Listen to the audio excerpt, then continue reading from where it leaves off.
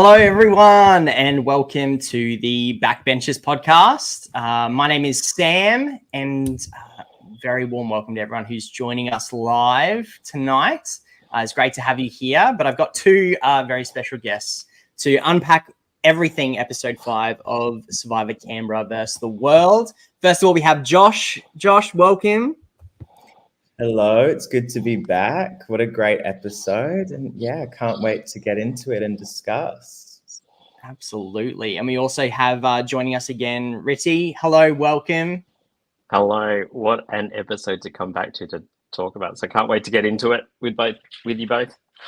It's going to be so great. And we have a couple of special guests tonight, all technical abilities pending, but hopefully we are all good on that front. But first of all, Josh and Rithy, what if you had to describe this episode in a word, what would you say? Josh? Compelling, exciting, surprising. Ooh, okay, cool. Rithy? I was going to say chaotic. So much happened in this episode. I can't wait to sort of dig into it because there's a lot to unpack. There really is a lot, and we're going to get straight into it. Mine was probably masterful. I thought there was some masterful play in this episode, and I'm so keen to chat about it. But before we go any further, we're going to get into one of our exit interviews that we've been dying to have, and hopefully Maddie is with us and ready to join. She is currently on a train to Wales, so who knows what the internet's going to be doing, but we are so excited to have Maddie with us. So let's welcome Maddie into the chat. Hey. Hello, Maddie. Yay. Hello. I've got good reception. This is exactly what we wanted to happen because, Maddie, so excited to talk to you. I'm glad that this has worked out. I'm glad that you are joining us for a podcast that I am on because I think just off the bat, full of character, full of beans, full of chats, full of moments. And I just thought you were a very compelling player to watch on this season. And definitely, oh, no, that's all right. I think definitely gone too soon for our screens. Like, I wish we had a bit more Maddie content, that's for sure. But tell us a little bit about... I feel the same way. No doubt. Tell us a little bit about why you wanted to jump into this game. Well, I did want to jump. And I got a message from season 2 alumni, Mal. He saw I was in Canberra and he said, like, do you want to give it a go? And I was like, yeah, why not? And I made my video and sent it in and I was just like, all right, let's see what happens. And then I actually got in and was like, what? I've never really been a big Survivor fan. So my pre-training was watching season 1 of Survivor Canberra, other than the little snippets I'd seen before that. Well, that's great preparation, I feel, because they're great seasons to watch. But you found yourself on the reception's going a bit crappy again. Come on, come back. That's okay. That's You're okay. good. We're gonna try and power through it, and we'll see what happens as we go. But you found yourself being put on. Oh, okay. Maybe Maddie can't hear us. We can hear Maddie.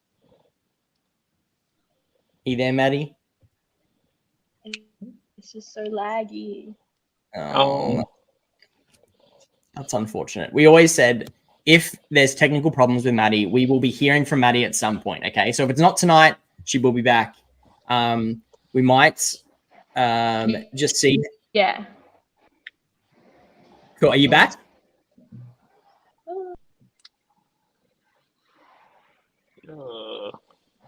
Let's try. Oh, all right. Okay. We might just. Well, how about we chat about Maddie just for a second, and we'll see if Maddie's internet picks up again in a second. But what stood out to you guys about Maddie's game? I think Maddie was really unlucky. For someone, I've just learned that she wasn't a huge Survivor fan. She had some pretty good gameplay and insights how to play the game. She built some connections pretty quickly on the Karawang tribe. And I reckon And this is going to be one of my questions to her, but I thought one of her downfalls might have been just when that tribe swap happened and being the most patriotic, and that being putting a target on her back. Yeah, Maddie, did you hear that? Is there anything you Maddie's want to say? nodding her head. Yeah, I'm back. I agree. I think I've had a lot of questions in terms of like why I sent Anthea. And the reason I sent Anthea, in hindsight, I look at it and I'm like, oh, it wasn't so bad sending her because I thought it might have been a call and response challenge. And so I was like, I thought Aiden was like the least patriotic. Loved Aiden. I wanted to save him. And that didn't even come across in a way to him. It was more like I had a target on him. But because I did eventually vote for him. But like, long story short, you all saw the flip that I did. I did actually want to save him first. So I did want to send Aiden. But if it was like a call challenge,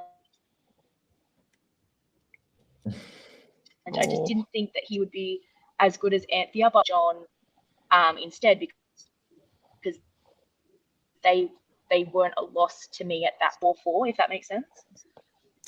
Yeah, from the words that we got, it made a little bit of sense. It's sort of glitching a little bit. Yeah. So, but yeah, understand that thinking that the challenge might have been a call and response type thing, and you're wanting to put Anthea sort of in that. Understandable, totally understandable. Obviously, you never really know what twists are coming, and we make so many predictions when we're out there, don't we? Of just like things that we think might be happening, and we actually have zero idea. So, might have lost Maddie. Yep, sorry. There's a glitch in the matrix. Okay, Maddie has dropped out of the chat, so we might just Josh, we might hear from you just on Maddie. What are some of your thoughts on her game and what happened there? Yeah, I'm shocked to see. Well, I was shocked to see. I'm shocked to see Maddie go from the podcast, and I was shocked to see her gone from the game. I thought she had a lot to give. I thought, I'm shocked that she wasn't a big Survivor fan, because I thought just from the vibes and the general, like, I don't know, it just seemed like she was very knowledgeable about the game and had really good, insight into strategy and social dynamics and stuff. So maybe she's just naturally gifted and has that, like, emotional intelligence in real life. So good for her. But yeah, I thought she was a huge character, lots of potential. And I thought definitely, I'm like, oh, we've got a big character, like, definitely would be like on the merge, be a fan favorite. So, still a fan favorite, but didn't make the merge. Maybe next time. Loved her. Yeah, so good. Maddie has dropped out. Unfortunately, internet isn't playing nice at the moment, so we will get her back on and hear a bit more of her thoughts down the track when internet is a bit better. Just great to see Maddie at least back on a screen. So we might move on into episode 5, if that's cool. Yeah, so we might just get into it. Rithy, do you want to take us through? We start off with Swamp of Sadness. What did you pick up from that whole scene? So we did see, obviously, Anthea voted out at the last tribal council. She was blindsided in a 4-2-1 vote. I think there was a snippet of Eden playing an idol for her, but obviously the idol couldn't be played on that tribal council. So we see her go against Amy, who was up for her, is it second in a row? Jewel? Third. That's her third one. Yeah, that's her third. Because you're losing track when someone's got that much physical prowess doing so well at the jewels. And it was a slingshot challenge, which I thought looked really hard. The 5 cups on top of the wood. I don't know how far back they were, but it looked pretty epic and loud. And it looked like it was touch and go until I think Amy got 2 in a row, and then it just they just all fell to pieces for her. And unfortunately for Anthea, she didn't get through in that jewel. Yeah, so unfortunate. I can't even imagine being in Anthea's position of going to the Swamp of Sadness after that blindside. It was a blindside. She admitted that, not knowing what had happened, and then having to meet this person you haven't actually spoken to yet, Amy. It's true. And then having to jump into a duel straight away. That is a mind bender, I reckon. that would be very tricky to deal with. Josh, what were your thoughts? Yeah, I thought the challenge reminded me of like a bit of a beer pong crossed with like, I don't know, like shots gone wild. I don't know. It was, yeah, I thought Anthea might have had it at one point, but then, you know, Amy, I said last week, is she going to do a Christine Fields Markowski? And I think she's doing it. Like, let's see what happens next time. It's actually been incredible to see her just, rise to the occasion. And what I loved about her, even in the chat with Anthea, Anthony was like, "Oh, have you been doing duels?" And she's like, "Yeah, I've won like every one." So what did she say? She was a bit sassy about it. And I thought, that's awesome. Yeah. That was a bit of life. What I loved also just from Anthea's perspective is just she was really trying to take in not only the disappointment, but just the positives as well. And I think that goes to show the type of person that Anthea is too. When she points out that, like, it's a beautiful thing that Eden tried to play that idol on her. Like, she just like had a moment. She was like, that is a beautiful thing. And I was like, that's cool that you could take that from that position. Like, I thought that was incredible. Yeah. So cool.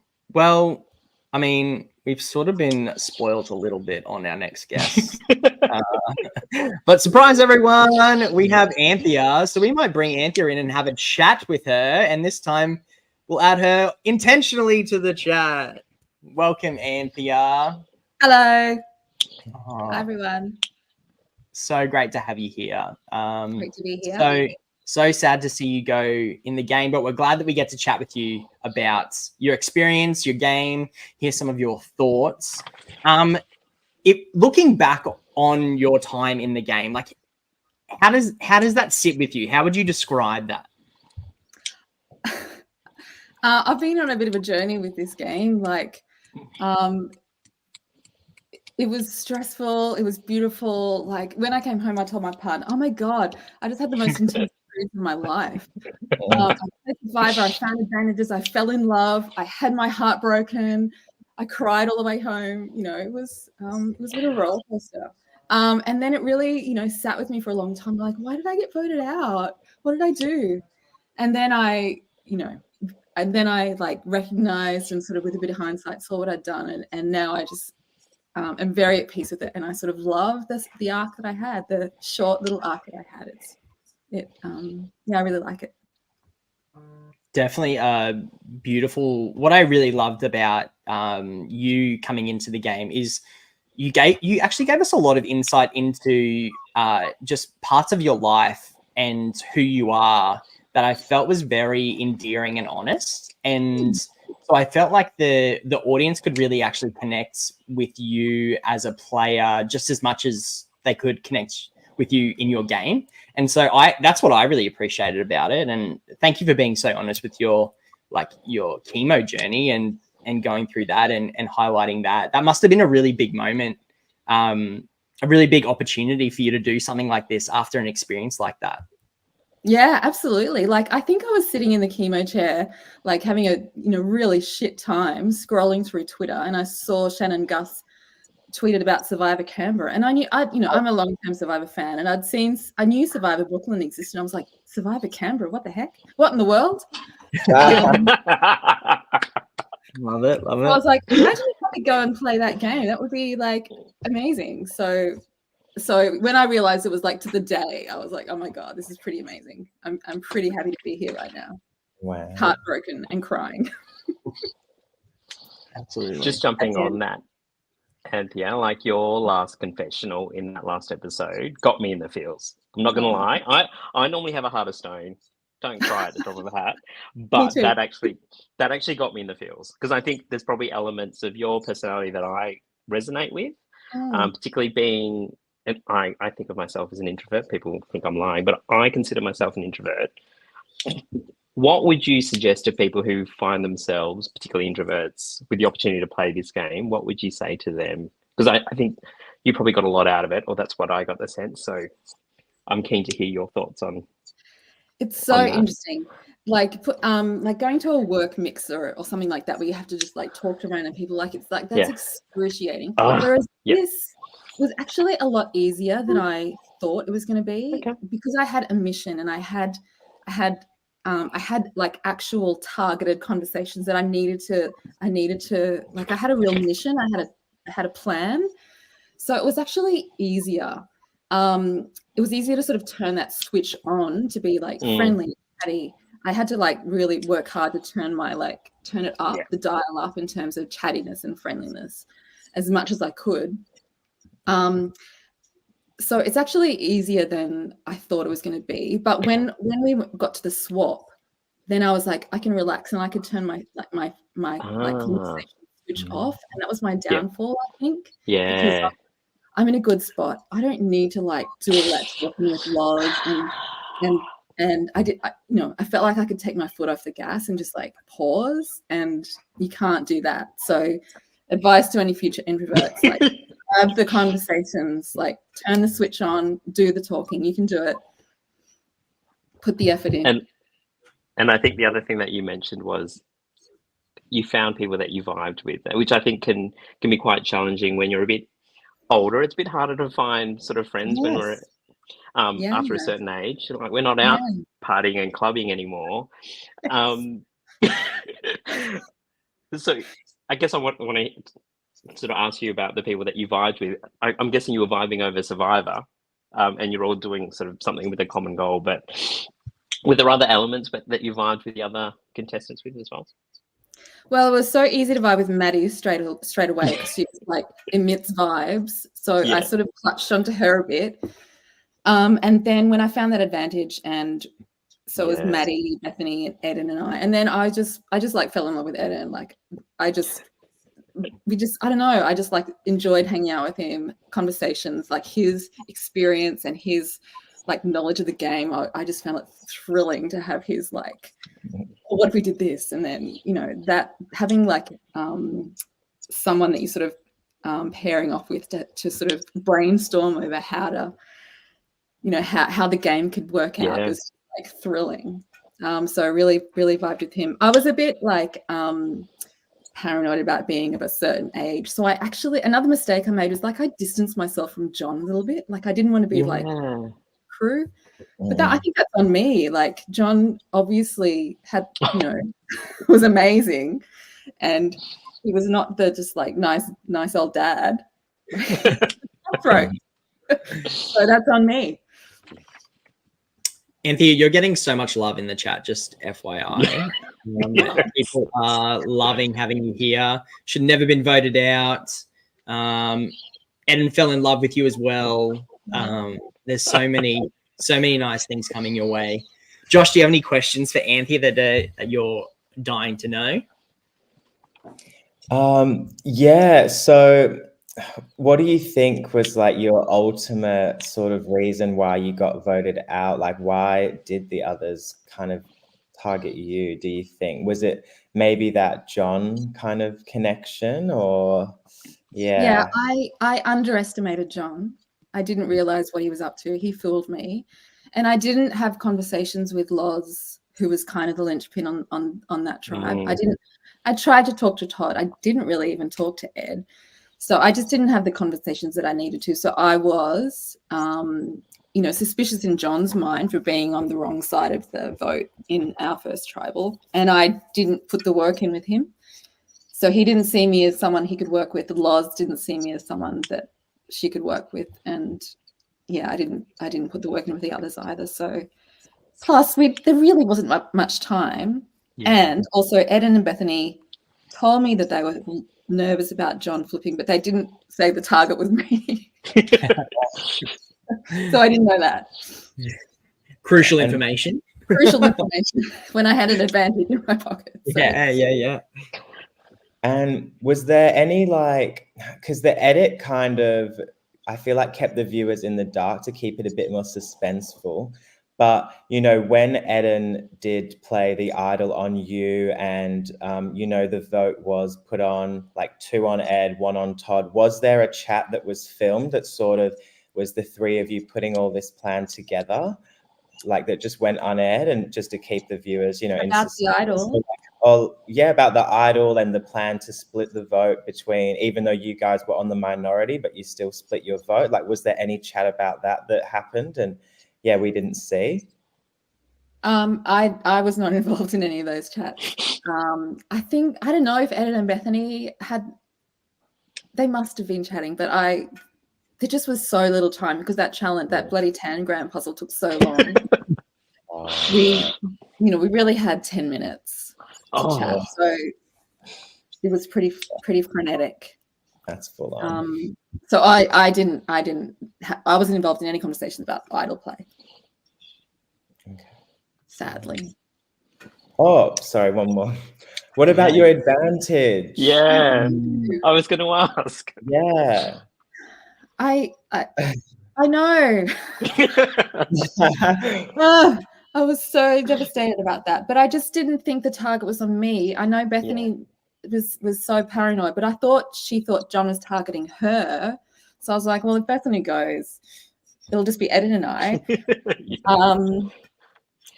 But yeah, as soon as I walked out, I'm like, oh, I so regret not playing it. Oh, what about playing it on one of the others? Is that what you were going to say? Yeah. Yeah, I should have sent Loz packing. Yeah. Even though they were in the majority on the other tribe, but I think maybe she would have been a good person to send to defect, forced defection. Yeah, would have been spicy. What about you actually finding that? Like, what was going through your mind at the time, and like obviously the challenge to be able to like actually gain the advantage. Like, what was talk us through that whole thing.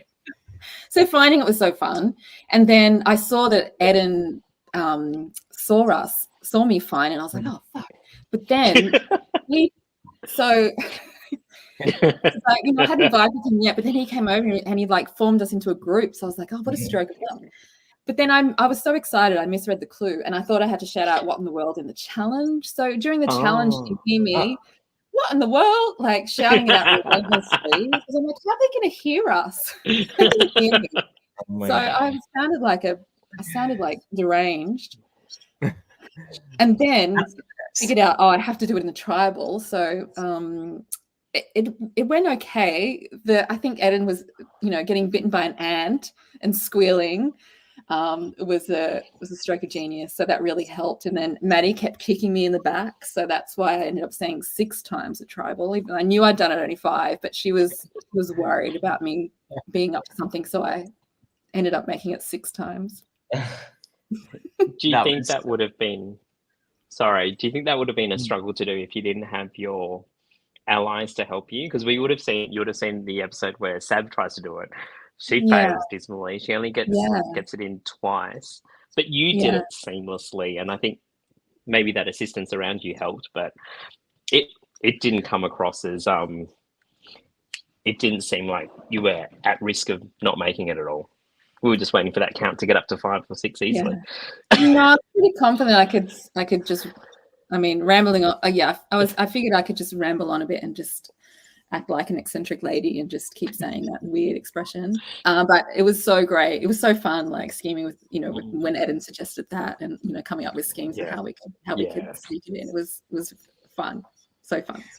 What a fun person to be mischievous with, like too, like conjuring up like things. I can just picture you and Eden like doing that. That's so fun. And I think it might have actually helped you by doing it in the challenge so much. They might have even thought twice about it by the time it got to tribal. She's like, she says it all the time. Well, a crew member came up to me afterwards and didn't realize that it was part of the advantage winning. And I'm just like, oh, we just thought you had like a random weird expression. Perfect. Works well. So good. We've got a question here from Derek. Would you have ever played it for Eden or Bethany? Or were you surprised at Eden playing his advantage for you because you hadn't considered doing that for them, sort of thing? I was surprised he played it for me, and it was so touched. I got ahead of myself because when we were in the swap and we were up in the numbers, and I had that conversation with Eden, like, should we go to the end? Like, I just got so excited and I got so ahead of myself. So I was like, great, we can save this to merge. Like, and I just like stopped thinking, so that was on me. I should have considered it. I should have just kept my eye. I took my eye off the ball for a bit, and look what happened. Ooh, it's unfortunate, Anthea. Unfortunate. Devastating. Yeah, absolutely. Is there anything that that we're missing, or you'd like us to know, or anything that you want to say to sort of like surmise your journey, I guess, for us? One funny thing that happened was that I didn't realize Nick and John were related. So as I was talking about, John, he's playing a straight up game. Like, he's not up to anything. And those confessionals were with Nick. Wow. He kept a very straight face, but I realized afterwards I would have looked like a fool saying, no, he's not going to flip. He's playing a straight up game. I can read him. That's the best. But I just want to say, I had the time of my life. It was like such a thrill. I've been a Survivor fan since like the very first episode. So to get out there and like win a challenge, participate, and find people you really vibe with and win an advantage, and so fun. Yeah, you ticked off a lot of things off lots of people's survival lists. So that's incredible. Well done. Thank you for being so engaging on our screens and getting to see you play, but also just a bit about who you are. Like I sort of said at the start, really appreciate you letting us into a bit of your story and your journey. And thanks for jumping in to play this incredible game. Well, thanks everyone for having me. Appreciate it. Any final thoughts, Josh, Rithy, before we say goodbye to Anthea? I just think you were great. I would, love to see you play again. There's just so many robbed people. It was like a whole cast of amazing characters. I'm like, I just wish everybody, like, the game just started at merge, but good game. You were great. Yeah, I'm excited to see the rest of the seasons. I was just going to say, thanks so much, Anthea. And I know you're an escape room aficionado. So come back down to Canberra and we'll go do an escape room I'd love together. to. Yeah. Love to. That'll be fun. Oh, finally, what's with abs? Like, where's abs come from? Oh, so I really regret revealing that information. But my, quest to be really friendly, Maddie was like, who has a nickname? And so I just shared that. I didn't want people to call me Abs, but all of my friends call me Abs because I was in this skipping troupe and my name was Abtronics. Amazing. Historical thing, but let's see the it's kind of weird, but whatever. That's awesome. That's so fun. That's a nice little tidbit to finish, I reckon. So thank you, Abs. Appreciate it. Enjoy watching the rest of the season. Will do. Absolutely. Thank you. Bye. Bye. Oh, how good. How So good. good. Oh, thanks, Marcus. Love that.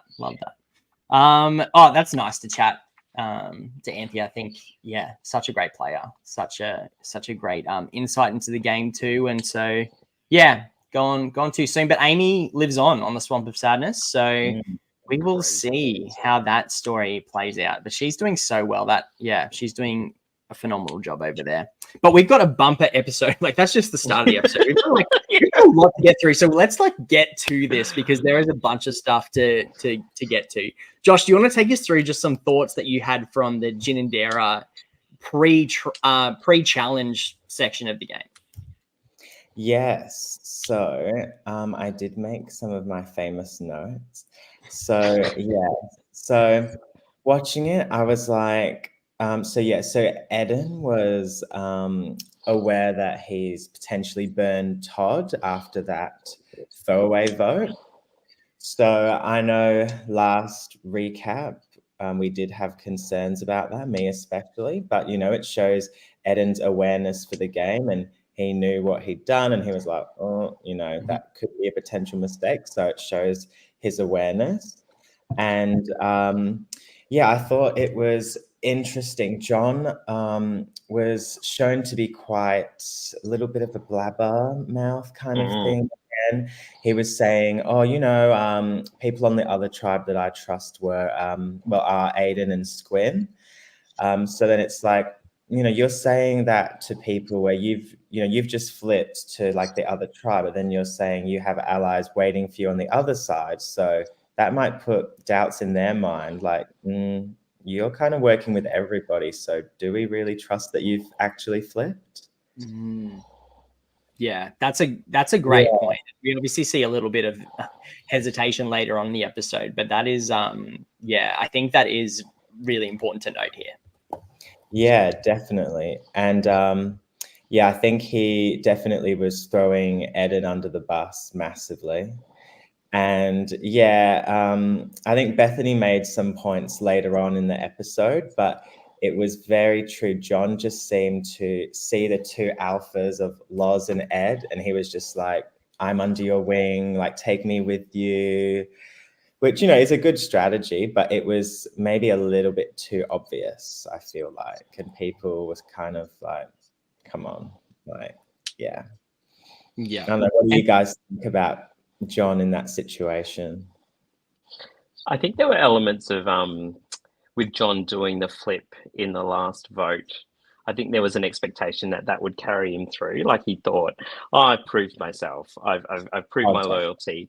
And I don't think he followed through with the next conversations that you probably needed to have, just to make sure that,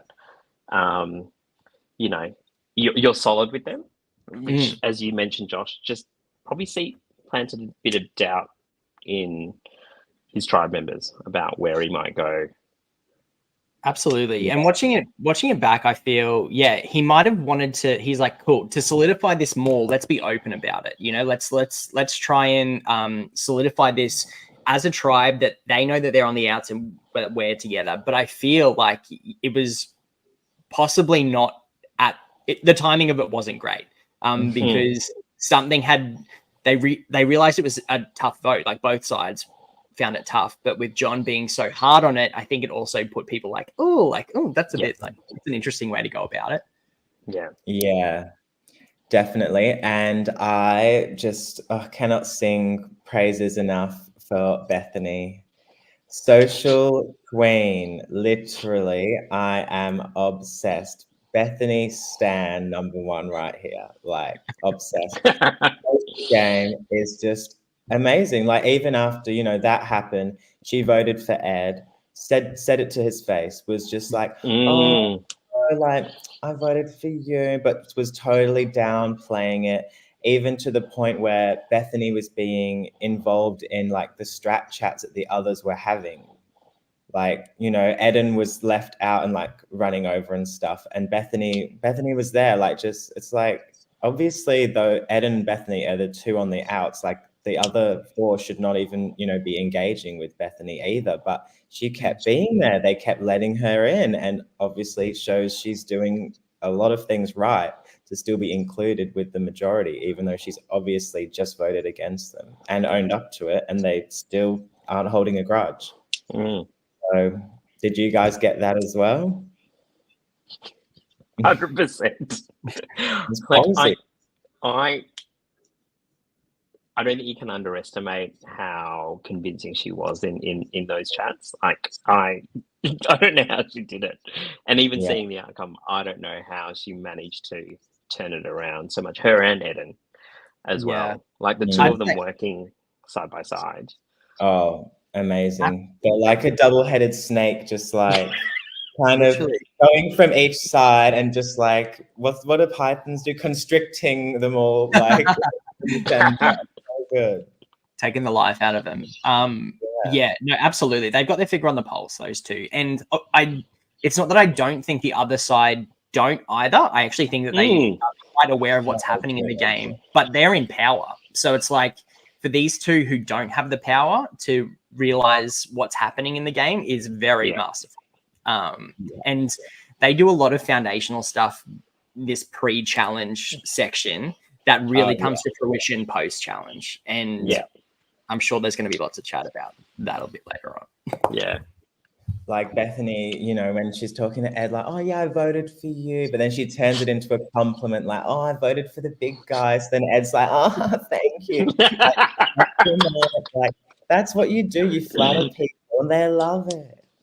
And there was a little moment that also, you know, how John kind of has the thing of saying a bit too much. I noticed that it was in front of it was John, Todd, Ed, and Bethany, and he's just kind of speaking to the group, but to Bethany. And then I think he's trying to like include her and say, you know, we're now as a tribe, we're the new alliance all together kind of thing. And he says to her like, oh yeah, you know, these others, they're not tight with their other 4 from the original tribe that they were with. So he's telling Bethany that like Loz, Ed, and Todd aren't tight with Andrew, Pauline, Sab, and Oscar. So it's like, why would you be saying that to Bethany when she's just voted? Why are you blabbing all this stuff? So I think, just like you said, Eden and Bethany were setting up their foundations. John was kind of tearing his own foundations down. Yeah, I think that's a great. I think that's a really good point, Josh, because he does say in that pre-chat that, oh, I voted for Eden because you can't trust where he's going to go. You don't know where he's going to land with his vote. So, you know, Not calling the kettle. yeah, which comes to roost later on. Yeah. Also, just point out Todd here. Todd's in a lot of chats at this point in time. That is true. And you see him everywhere, similar to Bethany. I think he's in a really great spot. People aren't clocking him as people are like mentioning him, but I don't think they're clocking him. Like he's got people around him that are insulating him very, very well. And he seems to be in a good spot. And I think making a few calls and saying the right thing at the right time. Yeah. And he's keeping Bethany on the side as well as like a secret kind of alliance. But I think Bethany's on to him. She's like, she's on to everybody.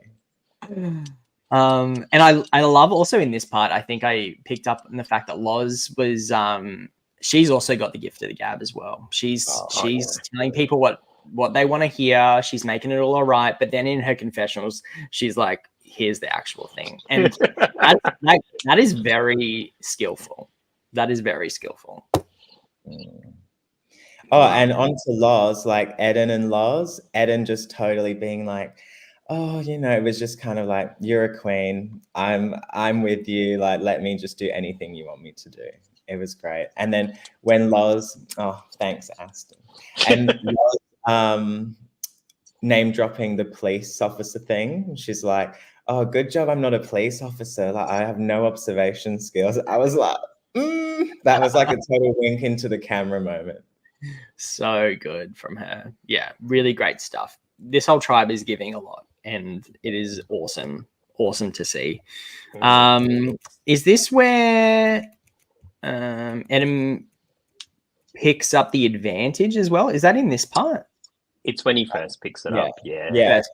Explores it a bit later, but picks it up with Loz. Yeah. So yeah, that's interesting. Between us, so he's definitely trying to solidify that and bring in, well, the alpha of the other alliance, the queen, Loz. So many queens and kings. It's literally wild. All right, we've got some a comment here from James Wolf. While John's saying too much was a red flag, from a majority perspective, someone who is in the minority who's able to articulate convincing arguments is more of a danger as to who you should be targeting instead. Yeah, good thoughts, James. Yeah, I understand that. Yeah, meaning Bethany. Yeah, from a majority perspective, someone. Or even Eden. Yeah.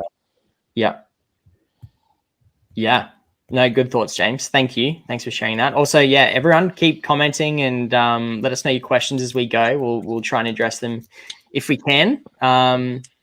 Is there anything else from this part? Because, yeah, we're going to keep moving.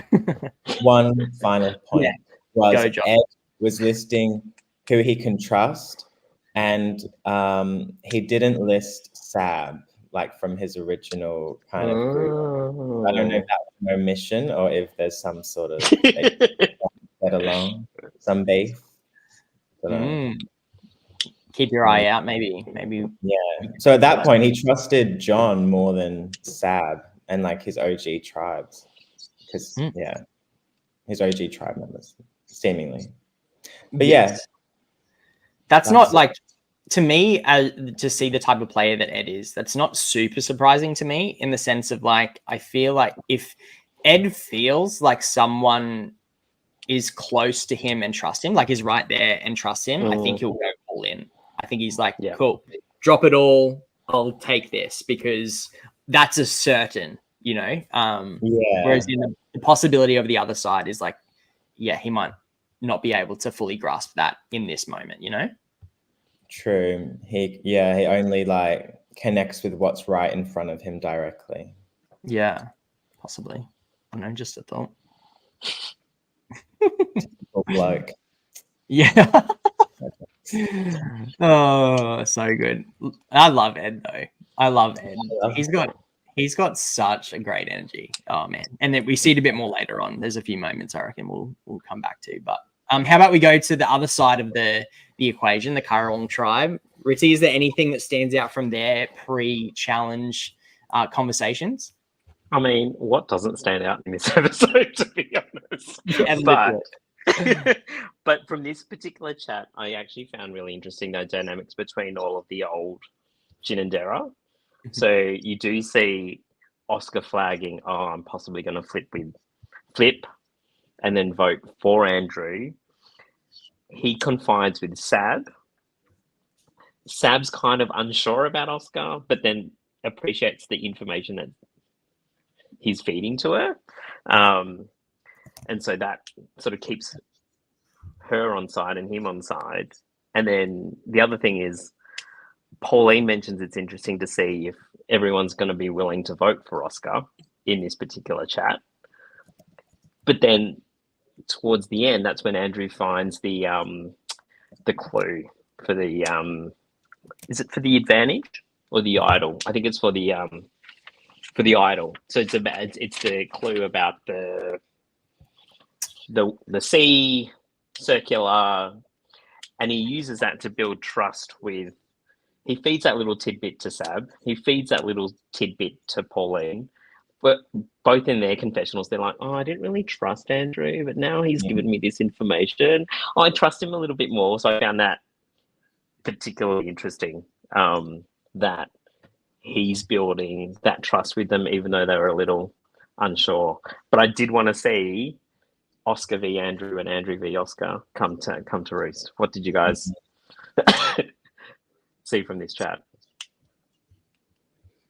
Yeah, I agree with all of that. It does seem that Andrew is definitely trying to bring the girls in to like a super tight kind of three of them, and they were kind of a bit busy for him. Like they're like, but they're going to work with it, and it seems like the two girls are definitely more tight with each other than they are Andrew, but they're not going to let Andrew know that. So I think that's a great for them. And why wouldn't you do that? He's giving you, well, everything, and they're not giving him much, but he doesn't know that. And I did like Pauline going, all right, we look really similar, so let's just keep that distance because people are gonna assume we're together. So it's quite insightful for her.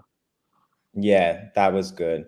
And I clocked that, well, not clocked it, he said it, but Andrew said that he clocked that Eden had the outline of the idol in his bag. Yes. And I was like, oh, was he just bluffing? Because I feel like, I mean, he was right, but I'm like, really? Like, surely it just looked like a little disc thing. Surely it wouldn't be like on the outside of his bag so obvious, but I mean, it must have been. Good on Andrew. Yeah, props to Andrew for that. Either way, if he's making it up or if he's like being legit about it, props to him, because that's like you want to push the target as much as you can if you know the position you're in. So yeah, this is a really I think this pre challenge chat for them, it's really interesting to me just to see like what it doesn't feel like Squin's trying to do much at this point to I think she's really focused on just winning the challenge, which we've come to expect from Squin because that's obviously her background. So why wouldn't she lean into that? Like that is a great priority for her. But yeah, it's really interesting to see this underlying Andrew Oscar thing going on with but let's try and keep us together. It's sort of like it was a little bit hard to piece together in my mind for what was going to play out. And I Yeah. have a question. So the idol, how it's like, it can only be played on whichever tribe, it was found on. Yeah. So is there any, have I missed it? Like, what happens after the merge? Is the merge, because obviously, I don't know, is the merge camp a different camp? So then neither idol is playable or eligible, or are they just, you can just play whatever because it's after the merge? Has that been mentioned? Did it say it depends on which camp they're living in, or am I making that up? Oh, Expires at merge. expires Wait, at so like merge. it's valid at the first merge vote, or like once you merge, it is invalid? I reckon the latter. That's what I take from that, is that once you merge, Yeah, invalid, because then from that comment, I think that might be the way that it goes. Right. Yeah. Cool. Which makes sense, because if you're gonna have that sort of, if you're gonna have that twist for an idol such as like this, then that probably makes sense that would expire at that point. Which means that soon is going to be all in for whatever they're going to plan to get or try and do, which will be spicy. Yeah. Anything else from this section for you, Rithy?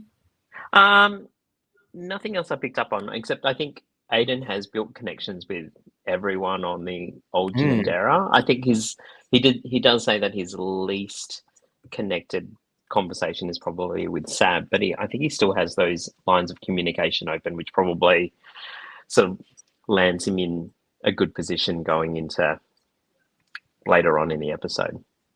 Yeah, absolutely. I think he's doing really well, actually, to slide into everyone's conversations. Yeah. He's present, he's available, he's saying really good things to them. So he seems to be doing a good job. Yeah, absolutely. And I must admit, I've probably become a bit of an Aiden fan, actually. I think his journey on the last few episodes, from where he started, I think he realized, I've made some missteps, to how he's actually approaching the game, and the other contestants, I think, is turning it around in a really good spot.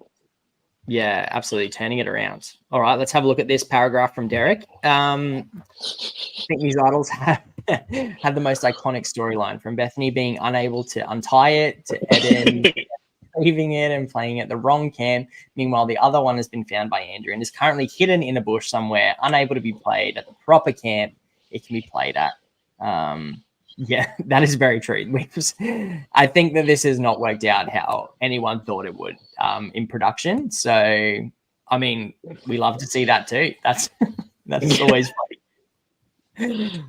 Yeah, it's been a bit of a mess. And even the advantages so far, like, we haven't seen anything come of them, apart from some spice of trying to play it when Eden couldn't.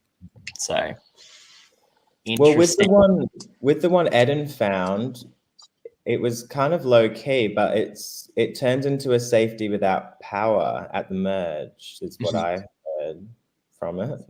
Yeah. Yeah, it sounds like it. Yeah. It does be played at the merge vote, and you'll go back to Yeah. I do like that it defines both. Like that's good. Yeah. So you do have options there. That's a nice little twist. Yeah, and we love the mess too, Dan. Let's just put it that way. And as production, you either want it to do something fun and being played properly and do it fun, or you want it to create something else that's really intriguing to watch as well. So I think you're onto a winner. This has been a really fun storyline to unpack. But we might keep moving. We've got a lot to get through. We're sort of going to skip over a bit of the challenge, because even though the challenge is really great, this is a real strat episode where strategy really does reign supreme. Yeah. And so I'll just highlight a couple of things, right? So I like this challenge in the sense it's a different way to do a memory challenge, but it's also incorporating the communication aspect that's so chaotic and confusing. For example, Pauline and John, not on the same at all. Can I say I rewatched some of their communications just to laugh, because I just went, all right, I'm going to watch it again because this is so hilarious. What do you mean? One peak? No. What? It's so hard. I couldn't help myself. It was so that was brilliant. So just to cover off like the solver and the describer, we had people in pairs. We had Aiden and Ed. We had Oscar and Loz. We had John and Pauline. We had Bethany, Squin, Eden, Sab, and then Todd and Andrew pull through with the win in the end. Quite a confusing sequence to have to communicate, I feel. So they did a very good job. I don't know how long it actually took them in real time. But yeah, a little bit like multiple layers, multiple things, multiple colors, like lot going on there. So I really liked it. Did you guys like that challenge? Yeah, I liked it. I would not like to do it. I'm just gonna put it. I'd be like, no. Rithy, what would you be, the solver or would you be the describer? What would be? I think I'd be the describer. If I was the solver, I'd get too frustrated. Yeah, fair. Josh? Yeah, probably the solver. Because then if someone's describing it badly, I can blame them for losing. Well, I was when you said that, I was like, well, look, you guys have a great partnership now. If you ever play a game, you know what's happening. Oh, yeah. Maybe Ricky doesn't want doing that, Oh man. Yeah, well done to the challenge team. Really, really cool stuff happening, I reckon, and a really good twist on some things we know and love of Survivor. So awesome work. So Todd and Andrew take the win.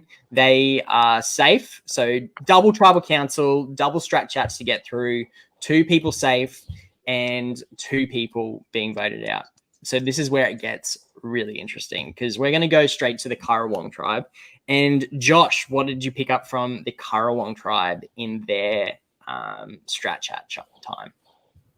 Okay, so I picked up, initially, we get into it. Aiden and Squin know, like, the writing's on the wall. It's going to be probably one of them. And they mention they don't want to have to vote for each other unless it's, like an absolute necessity. But they know it's probably going to have to happen. And then we see Sab get a bit of strat time. Sab is wanting to target Aiden because she sees Oscar as her like kind of sub, like number one kind of thing. And she doesn't want to share Oscar because she sees Oscar and Aiden also have a bond, which is very smart from her. You do want to cut off your allies' other connections. So their only option is yourself. So that is, very smart and observant of Sab. And then Sab had a line which, getting into the edit and the meta, which I feel like could be a storyline in the end game. And Sab said she doesn't want to let somebody win just because she likes them. And that she's, she's here to be herself and she's here to, make big moves and play the game. So I feel like, is that going to mean Sab might cut her allies in the end and turn into a bit of a villain? Maybe she'll make it to the end and the jury will be really mad at her. You don't know. So I feel like that could, that's being foreshadowed for some reason, possibly. I don't know. She is coming out of her shell quite a bit. From being quiet Sab, we're not sure about Sab. She's a bit quiet. I think she's okay, but she's quiet. So now we're getting confident Sab. We're getting some really she's getting and she's momentum. Yes, absolutely. She's not overwhelmingly so. Like she's not really leaning into it, but she's talking with people, but in a confident way and trying to bring them in her conversation. Really awesome stuff from Sab. Yeah, definitely agree. I think we'll see some big stuff from Sab at the merge, and I'm excited to see it. Yeah. And then Pauline was happy for the vote to be either Aiden or Squin, but she ultimately preferred that it would be Squin. And I really felt for Squin. You could just see that Squin just has so much enthusiasm, is such a nice person, just wants to be one of the people to contribute to the team. And, that's, as we've said, her background in sports and everything. But this is Survivor, and in this cast, I feel like most people are strategy minded. They're not challenge minded. Like if she would have started on a tribe with Ed, her and Ed would have been besties and could, ran that to the end. But unfortunately, she's with a lot of strategists, and she's seen as more of a threat than an asset because of her focus on challenges, unfortunately for her. Yeah. Oh, for sure. And yeah, it is unfortunate because I felt like something was building for the Oscar Andrew showdown, and with Andrew winning immunity, it sort of gets taken off the table. They don't want to take the shot at each other. It leaves the two obvious people open to receive votes. And do we think if Andrew didn't win immunity, Oscar would have taken the shot? I mean, it's a bit of a. I mean, it's hard to say because it's interesting that Andrew didn't take a shot at Oscar either.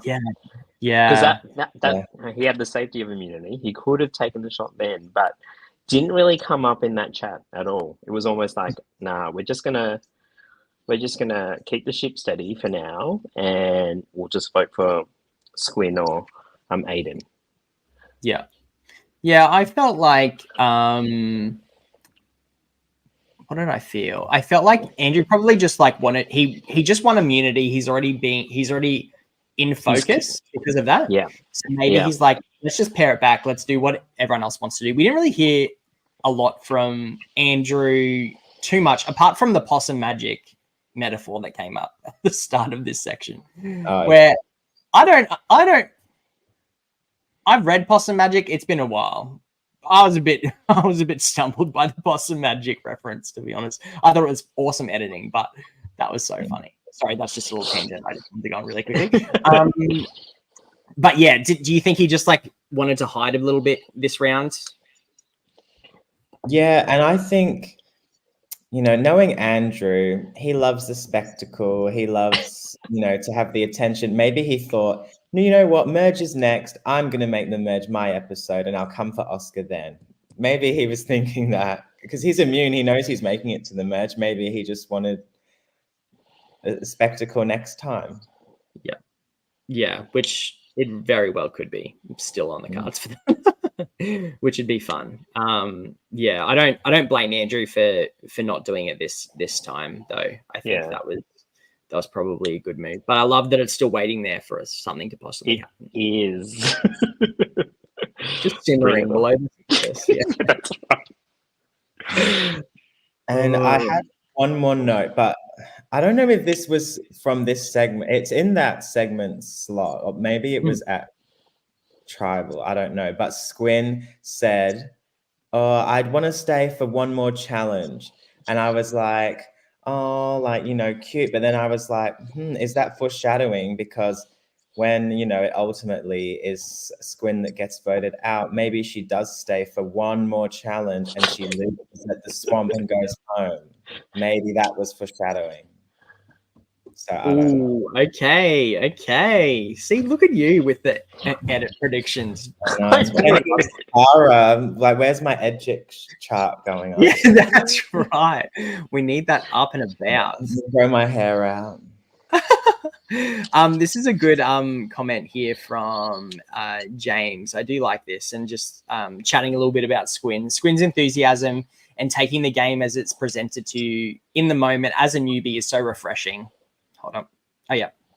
Because it's such a juxtaposition and variation to the enthusiasm you see from the super fan archetypes, which is very true. That's 100%. Yeah, a lot of Survivor jargon in there, James, but we know that you are a super fan yourself. But yeah, it's so true. I loved watching Squin in this season, and she is vibrant on the camera. Like every time she was on there and chatting, I felt like I could just listen to her. Like I do want to go check out her podcast that she's on and like hear a bit about like her life and what she's really into, because she does strike me as someone who you could just listen to, and she's funny. She's been commenting some really awesome things like in the podcast over the last week, which has been so good. So loved having Squint on this season. I feel like she should do like audiobooks or something, or like motivational speaking. Like, you know, she's great to listen to. That would actually be awesome. I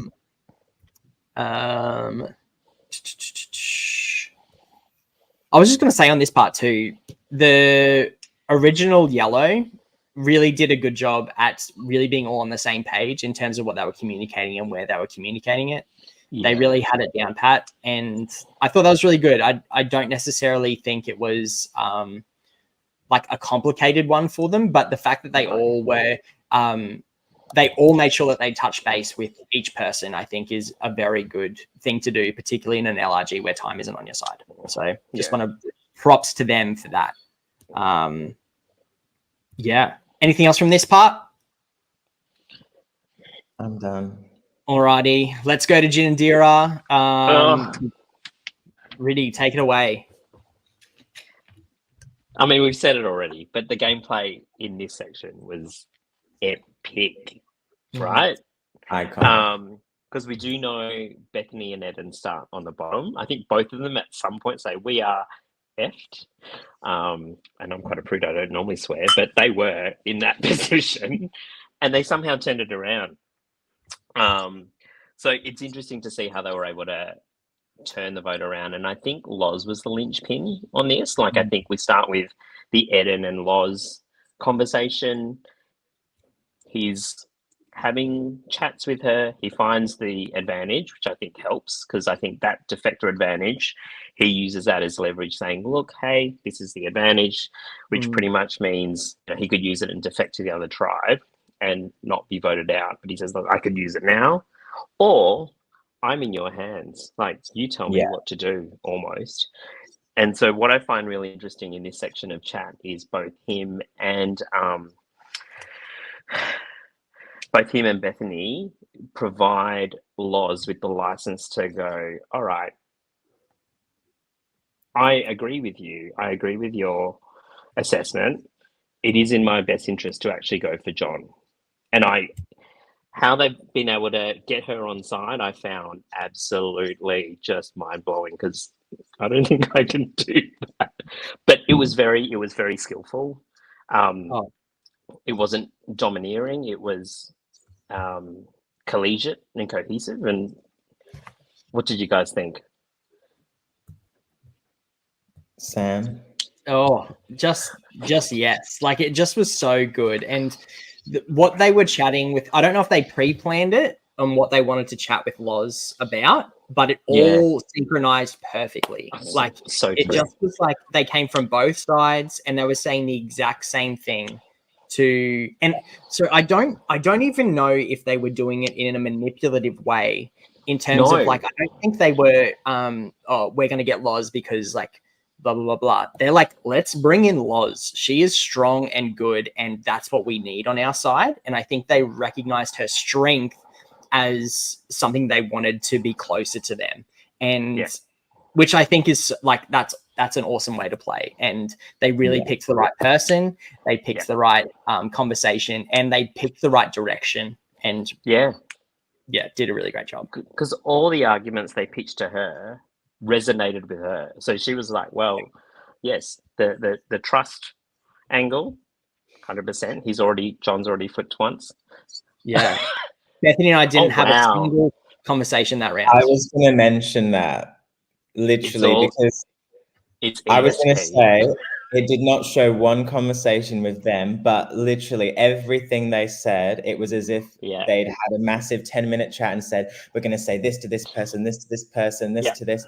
But they were just so in sync together. That is, like, amazing. And the fact that Bethany did have a couple of confessionals, like saying, you know, me and Eden, you know, it's him or I, but I think we're still working together. And then she said, you know, she's secure that the two of them are going to work together and try and push John under the bus. And it worked. I think that is amazing. Such a, like a synchronized alliance. Like, absolutely. And, like, this comment from Dan, this is what I was alluding to, Dan, because it's totally beneficial for her too. Like, as in, I think we often talk about this game from people who are not in power and what are they going to do to be able to gain the power. But it's just as masterful when someone is in power and how are they going to gain more power or at least more options. And that's exactly what was done through this. 100%, because that's what Loz talks about. She's like, well, people want to work with me from both sides. She sees what Bethany and Eden are offering. Once she's on board, she is on board. And then she's going to Ed and Todd going, hey, look, this is a scenario. This is what Don's done before. He's going to do it again. I don't think we can trust him. His strategy doesn't make sense. If his vote at the last tribal, if that idol worked, then Ed would have been gone. And I think from that moment, it was kind of a bit all over for John. Yeah, it just was like a snowball, wasn't it? It just kept rolling and rolling and getting bigger and bigger. And it just was not what we saw pre-challenge at all. No. And so for it to change that drastically in that amount of time is wild to me. And I think it was just fantastic. Yeah. Even from the point of, like, at the very start, you know, when it was Eden and Todd went off by themselves really quickly, and then he noticed that the only person they could talk about was Eden. So he's like, okay, we need to go back here. And it just, even that setting, to notice that, and for that really set the tone for the next lot of chats, because he knew he needed to be right there, and then they needed to disperse around him. I thought was very, but not very even just noticing it, Sam, like noticing it and then implementing a solution to then dispel it. I think that's masterful, because I'm sure, not that I would play, but if I was to rock up, I'd be like, oh, look, you guys are talking about me, and it'd just fall on deaf ears or something wouldn't happen. But what Eden was able to do was to actually kill that as an option and then misdirect it into another course of action that they had to talk about.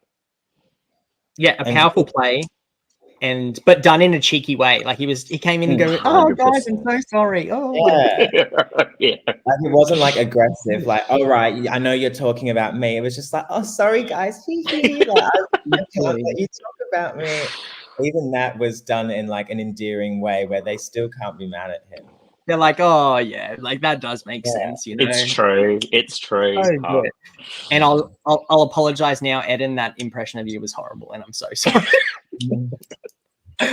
Oh man. Cool. Anything else from this part? Yeah, go, Josh. Ooh, I have a Bethany glowing review if I can get in. I'm obsessed. I'm like, her social game was just iconic. Like, everything she said was just resonating with every person she spoke to. It was like he was just putting like ideas into people's heads, just planting seeds. Like, she was having this chat with Loz, just hyping her up. And it was like it was all kind of Bethany's idea, but she made it so people thought it was their own idea. So you know, you're going to go with what you think is a great idea, but they didn't even realize Bethany was the one planting that seed, watering it. I don't know. I don't do gardening, but putting that nutrient stuff on there, all of that, it was blossoming. And I feel like the edit showed Bethany get a lot of the credit for this. Like, Eden obviously played amazingly this round too, hence why they both stayed. But I feel like Eden's point of view was because he put himself on such a pedestal and like sort of a big target by the idol last time, sort of had to play a bit dead, play a bit submissive to Loz and that. Whereas Bethany, from the beginning, how she started off the game a bit unsure, and the edit was showing that, you know, will she be a hesitant kind of player? I feel like this episode just really stepped up the gear for her, and she took control. Did a Tabitha Salon takeover, if anyone watched that show, iconic. And yeah, she was pulling the strings, and it was just amazing to see the confidence and the influence in the game that Bethany has like grown to be able to master. And yeah, it was amazing. I just loved it. Yeah. Absolutely. It was a series of fortunate events, wasn't it? It was just like these two had to work together. Bethany and Eden had to work together with Loz. Like, that's the way that they chose. Loz then is able to obviously flip Ed, because Ed, in his confessional, he's questioning, okay, I feel really loyal to John. I don't really want to get rid of him, but also I've been working with Loz this whole game, so I trust her and what her thoughts are. So she's able to then get him, who's then like, and then Todd is in the middle of all that, absolutely and completely, to be able to then come in on that vote as well. And so I think just it's worked out perfectly. I just flowing on from that, Sam. Yeah. Ed does then go to John, and he's had 2 conversations with John about this. The first one, we're voting Ed, and fine. He goes back and says, "Oh, have you heard anything else?" And John looks a bit confused, going, "Yeah, we're voting Eden, aren't we?" Which, to my mind, like watching it as a viewer, going, "Surely this is a red flag," but he obviously doesn't pick up on it, or his intuition doesn't pick up on, or he doesn't act on it, even if it is a red flag. Which is a bit unfortunate, because he potentially could have done something there, but he almost ignores that, I guess, sixth sense that could have told him, actually, the vote is on me. And he does ask even Todd and Ed earlier in the episode, "Oh, is it possible that Bethany and Eden could rally you guys to vote against me?" And I think Todd or Ed says, "Oh, nah, maybe Eden, but nah." And it's kind of dismissed. So John has those avenues that are possible, could happen, but doesn't necessarily follow through with making sure and cementing it doesn't go down that route. And I feel like it's so similar to what happened with Anthea, is the game happened around her without her knowing. And then this happened, and John was involved in that. Like John was the one like actually dictating terms there, I reckon, for a lot of it. And then this round, he thought he was in the same spot as Anthea. He thought he was in the safe majority, didn't probably need to work as hard at those specific conversations. And then the game shifts again around him this time. And I think that's just wild how that happened. Kudos to John, though. I do love the fact that he tried to flip up the game. Like, he didn't want to just sit back and and let it play out with him not trying anything. He actually went for it and went for it hard, and so respect that. Like, that is incredible to see. Also, anything else from this round? Sorry, before we move on to tribals. A little one. Sorry. Go. The moment it was like fan made, like, you know, if I was writing a fan fiction of what might happen, like this is what it was like the female alliance. I'm sick of men. I'm sick of being down to. I hate them. People with their legs next to me on the plane. I'm done with men. I was like, yes, feminist alliance. Like Loz, Bethany, Eden, slay the game, rooting for them. Just iconic. I would love to see that happen in the merge. Just decimate all the guys. It would be iconic. Sorry. No, that's a really good point, Josh, because I did have that in my notes when Bethany approaches Loz, and she's obviously just hooked into something, and Loz just comes out about, you know, her occupation, working in a male-dominated world, and how they've told her what earrings to wear and what to do. Just hooking into those common ground to the point where you are 100%. Like, once that comes up, you know you're solid with your vote. Yeah, it was amazing. That was a cool scene, and like we sort of said earlier, just coming from both sides. Like, they didn't have a conversation all together. They had the same style of conversation on both sides of Loz. Yeah, just so good. Also, in that theme of, like, you know, feminism and whatever, I feel like in, you know, the two alphas get said as Ed and Loz. I feel like Loz is definitely the alpha. Like, Ed defers to Loz on what are we doing, like, and Loz calls the shots. Definitely. Yeah, no, I would totally agree with that. I've been finding it really hard to place Ed at the moment, in the sense of, like, how do people? He's just not. We haven't seen anyone like him. You can't place him anywhere, because he's the physical. You would, if you saw him in public, you would assume he's the physical macho guy. But he's really happy to go with the flow, and he's really happy to see what happens. He's so likable. He's so lovely that it's really not playing out how perceptions would dictate. And so I think that's really in his advantage at this point. But maybe he has to play that way because of his archetype, though. Like, maybe he can't go 100% And to be honest, like he is so likable and affable. I'll be like, oh yeah, what do you want to do then? Sure. Like yeah, so yeah, true. Maybe he needs to flick a switch. Maybe we could see that coming up. Who knows? Yeah. Who knows? Sweet. Any last thoughts on this part? Sweet. Let's keep it moving because, like we said, I don't know if I said this at the start, but bumper episode, lots to chat about. It's crazy. We could chat about every person, I feel like, for half an hour each, and we still wouldn't have enough time because the amount of gameplay and thoughts around these players is actually staggering.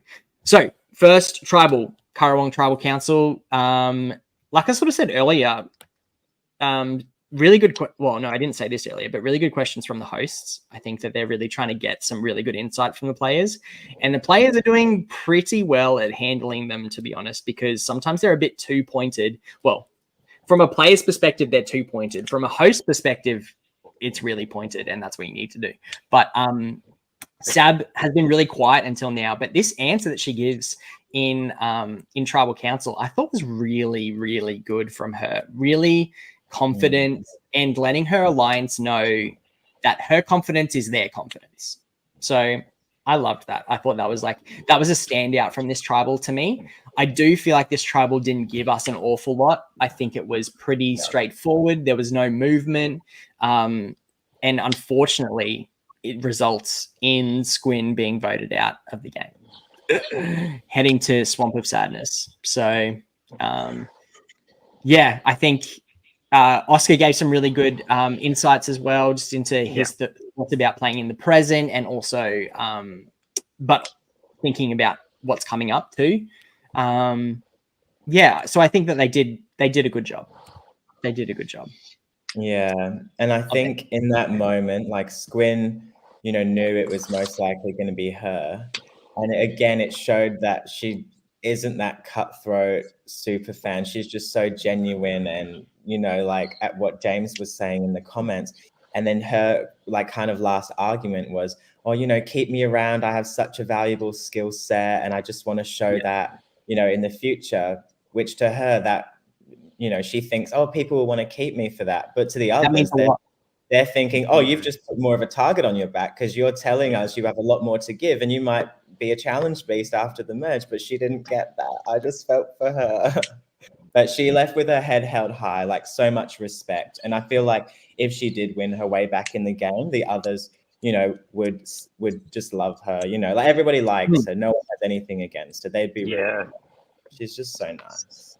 Absolutely. No, that's so true. If she was to make her way back, she would be an option for a lot of people, which is exactly what you want to be when you get to that point in the game.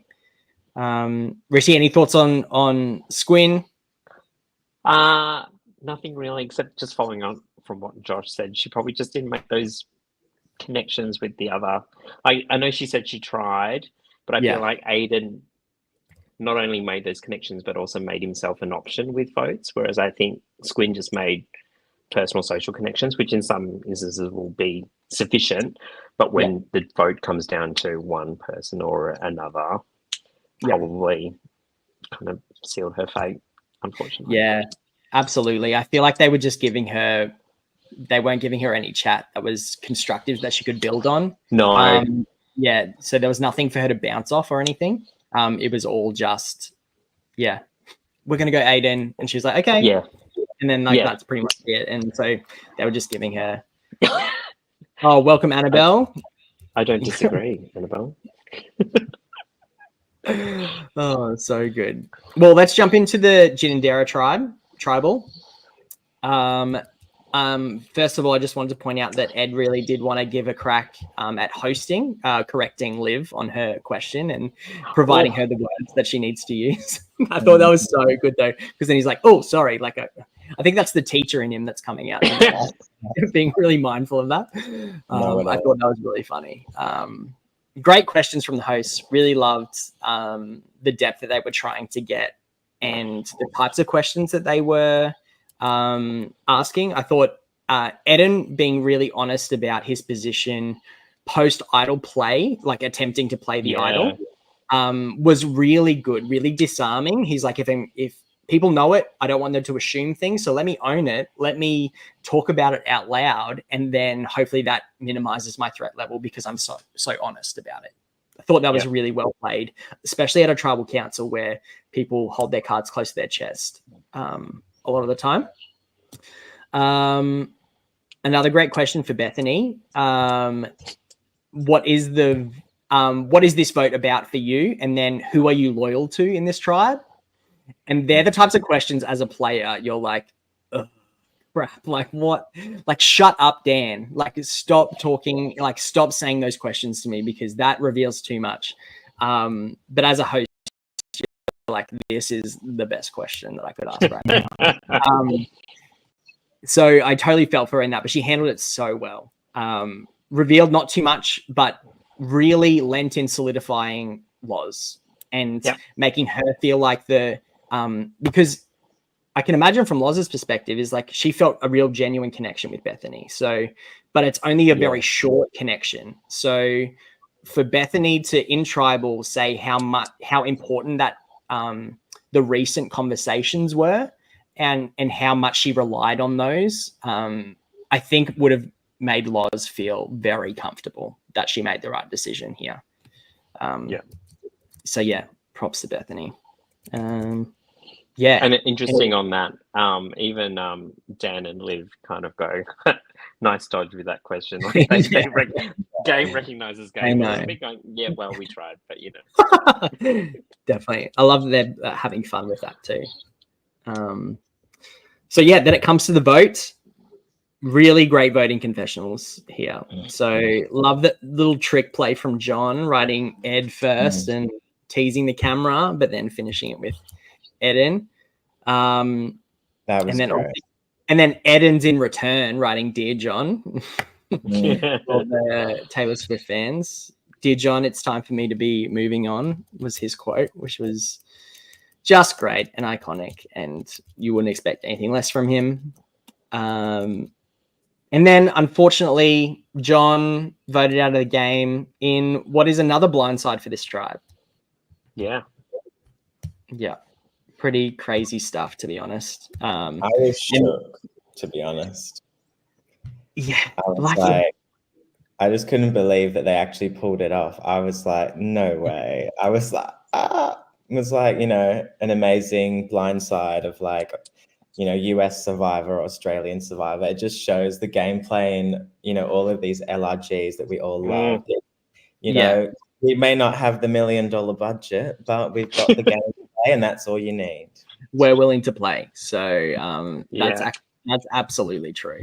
I think, it was just, it was incredible to see how quickly it flipped. And in a game like this, where you just try and control things as much as possible and to find stability as much as possible because it moves so fast, for them to then flip it on its head the completely other direction is just, it's brilliant. It's brilliant stuff. So, and then we finish with Loz's voting confessional. Thanks for your help last time. Just when we needed you, now we don't need you anymore.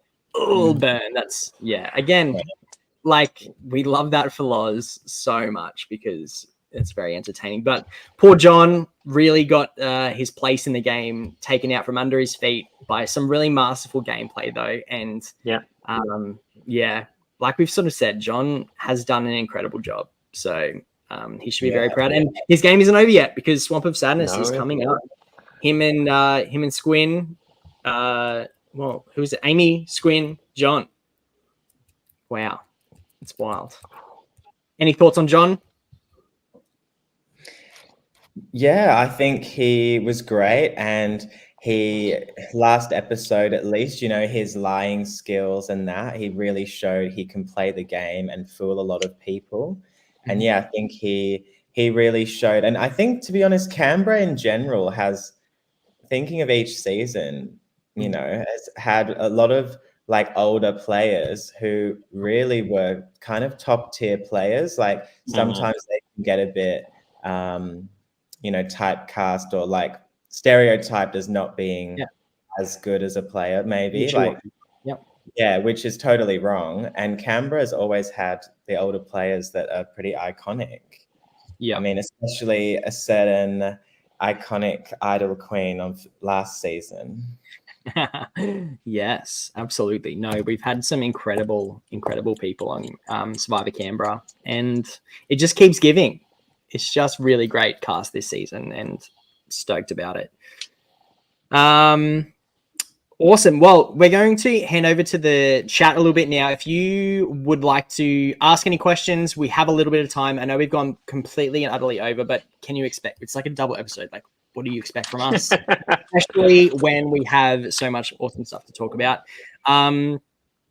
Yeah, we sort of mentioned the next time video, haven't we? A little bit.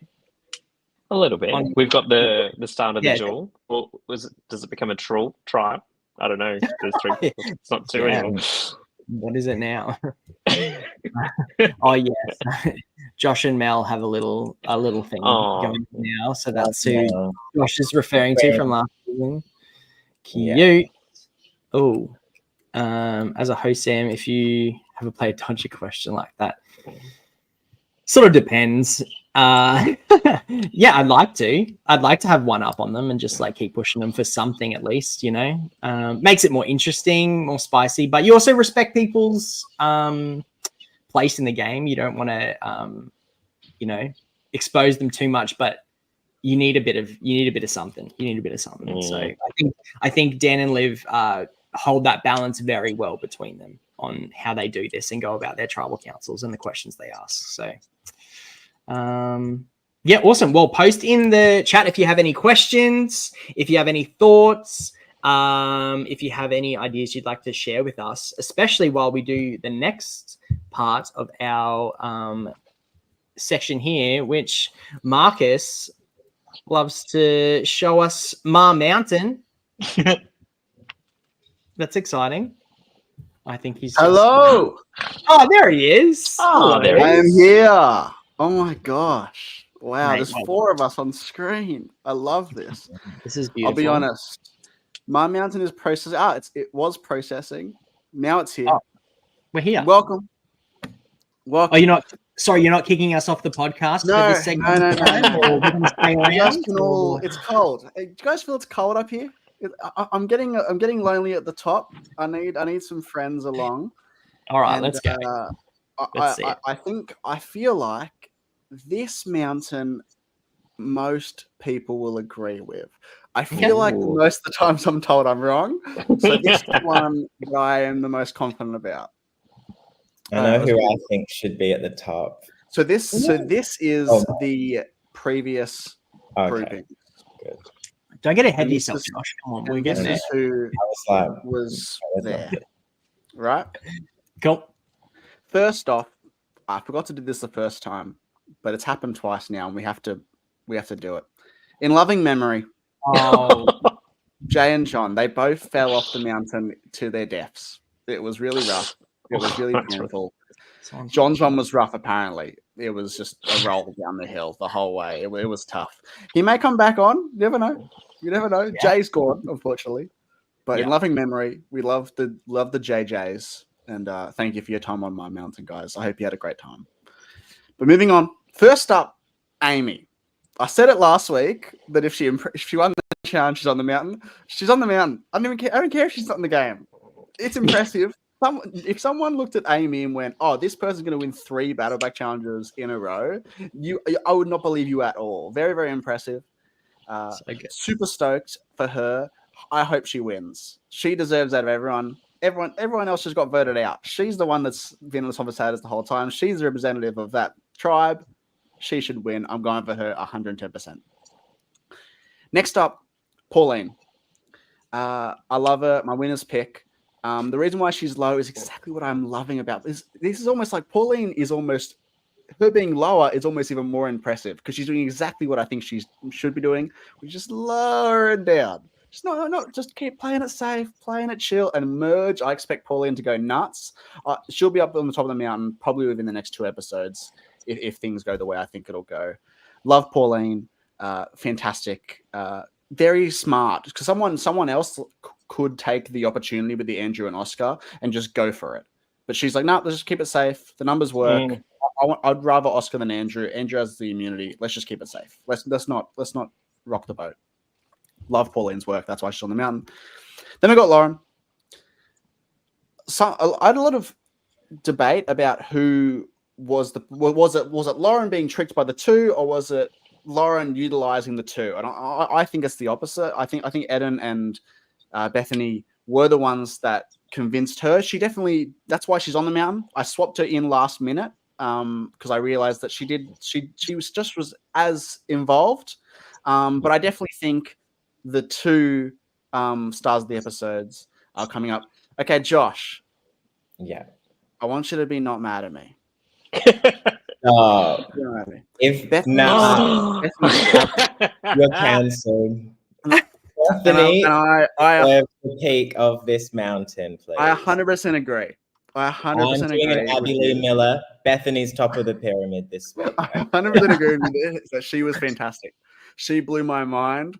If there was 2 spots on the mountain, she'd be up there 110%. It was very, very tough. I was struggling with it all weekend. What is your butt here? Like, I'm confused. What is the butt that's coming?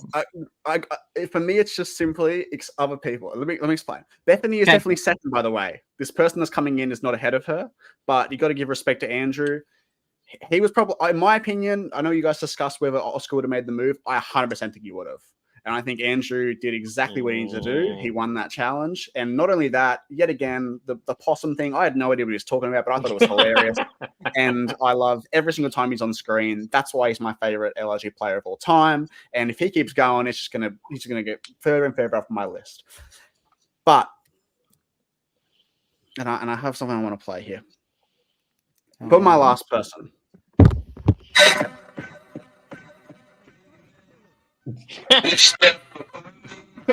Wow. Every single person at the start of that episode said, Eden's gone. Eden's gone. There's no doubt about it. There's no question. He is gone. He could do whatever he wants. He is gone. He finds an advantage right next to the person that's trying to get him out, and then utilizes it to not only keep the advantage, but keep the advantage, keep Bethany, and save himself. It's incredible. One of the best strategy. Those two, in my opinion, is probably one of the best strat periods in LRG history. Those two in particular, they were incredibly impressive. Eden's on the top. I'm on my ways. I got my sources. Shout out Caitlin for the link. But yes, Eden is on the top, and for the other one of who's left, it's a dead heat. It's a door. It's a tiny door. Everyone's pushing in. To be honest, I guess Sab maybe. I just don't think there's anyone that's really impressing me other than the ones on the mountain. They're the ones that are, for me, it's clear distance between those guys up there and the pack. I know that Merge will hopefully reveal a bit more as we kind of get them all together, but I think it's very open right now. So that's my mountain. I know the Bethany call is controversial, but I can't. He literally got named by every single person in that. You have a point. I think they would be my top two as well. So it's fair enough. Halfway through the episode, I was like, okay, so Eden was on the top of the mountain for most of my predictions. I got to think of a funny way for when he gets voted out. Like, what am I going to do? So I spent the entire first half of the episode just brainstorming that in the back of my head. And then all of a sudden he's just not voted out. And I'm like, how the hell did he survive that? So that's my picks. Yeah. Thoughts? Please don't yell at me, Josh. No. I see your point. I'm always open to, alternative viewpoints. You're entitled to your wrong opinion. That's fine. No, they would be my top two anyway. And you do have a point that, he found an advantage next to Loz, who is like his number one person, should be coming for him, and then manages to turn that into them working together and survive. So I do see your point, but I do think Bethany. You just swap Bethany and Eden, in my opinion, but still love you, Eden. But yes, that's my thoughts. Anything else, guys, or I'll disappear and you guys can continue being beautiful by yourselves. No, thanks, Marcus. That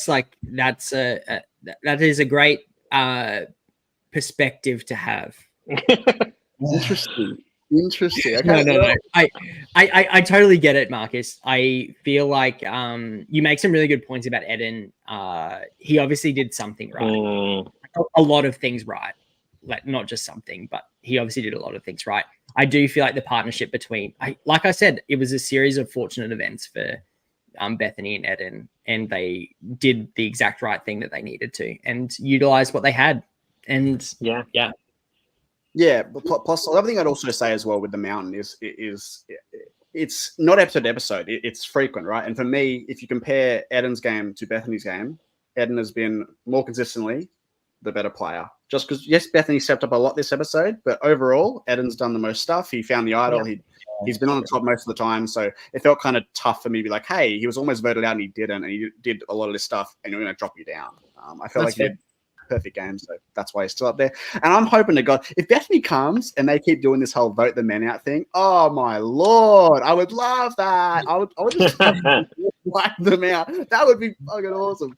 I would love it. I'm rooting for them. And but yeah, super excited. Thank you so much because you did great, guys. I'm super proud of this episode. Yes, I know Bethany found the idol, but Eden had it. Eden played it. Anyway, thanks, Dan. Anyway, Dan, stop trying to paint. Anyway, I'll leave. Thanks, you guys. Marcus. Legends. Thanks so much. We'll see you for your installment of. I'm just calling it Marcus's Mar Mountain now because it's all him. He tries to dish it out to others, but we know where it's coming from. All right, Josh, any final thoughts from you before we wrap this up, this bumper episode? No, it was great. Can't wait to see what happens in the merge. And I'm just wondering if, is Andrew going to go and dig up his dead idol and try and do something with it? I wonder. Yeah, cool. That's awesome. Rithy? Bring on the final duel. Let's see who can Amy pull off 4 in a row and come back in the game. That would be awesome to see.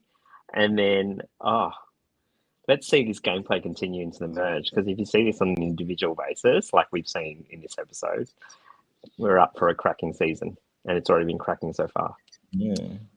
It's been incredible. I'm keeping my eye out for the Andrew Oscar underlying battle to see where that ends up. Is that just a tale we've been told, or is that something that's going to come to fruition? We'll see. And will the World Tribe, who are really low in numbers at this point in time, what are they going to be able to do to ingratiate themselves into the Canberra OG people, so who have the numbers? So lots to look forward to, plenty to stay tuned for. So next episode is released on Friday night, so make sure you tune in for that. It's going to be a cracker, no doubt. Next week for the podcast, I'm joined by, who am I joined by next week? Jordo, and Miguel. Miguel will be joining us next week as well. And so, yeah, exciting times. Stay tuned for that. If you have any questions or thoughts as you're following along, there's plenty of discussion options in the chats and posts that occur during the week. So make sure you share your thoughts. We'd love to hear them. Thank you to everyone joining tonight. Thank you to everyone who will watch this at a later point. It's been awesome. Josh, thank you so much for jumping back on this week.